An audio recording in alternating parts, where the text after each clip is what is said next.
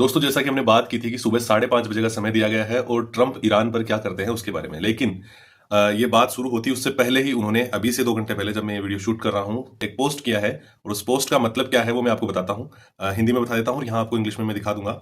इसका मतलब है, पाकिस्तान के प्रधानमंत्री शहबाज शरीफ और फील्ड मार्शल आसिफ मुनीर से बातचीत हुई उसके आधार पर, जिसमें उन्होंने मुझसे अनुरोध किया कि मैं आज रात ईरान पर भेजे जा रहे विनाशकारी हमले को रोक दूं। इस शर्त पर कि ईरान होर्मुज जो स्ट्रेट है उसको पूरी तरह से तुरंत और सुरक्षित रूप से खोलने पर सहमत हो जाए। मैं 2 सप्ताह की अवधि के लिए ईरान पर बमबारी और हमले को स्थगित करने पर सहमत हूं। यह दो तरफा युद्ध विराम होगा।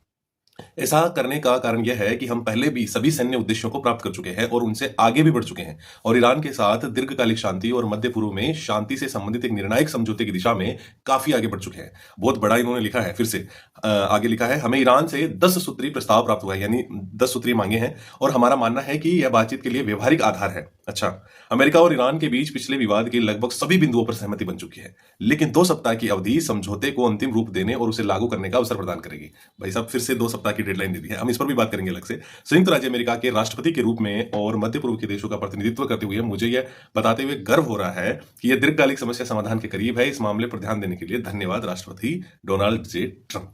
इतना बड़ा पोस्ट इन्होंने किया है, और नाम किसका लिया है? ये पड़ोसी का।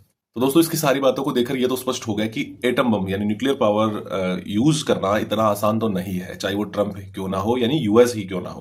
क्योंकि ट्रंप जो है वो बहुत ही ड्रामेटिक तरीके से ये चीजें करता है और खुद ही बोलता है, खुद ही पलट जाता है।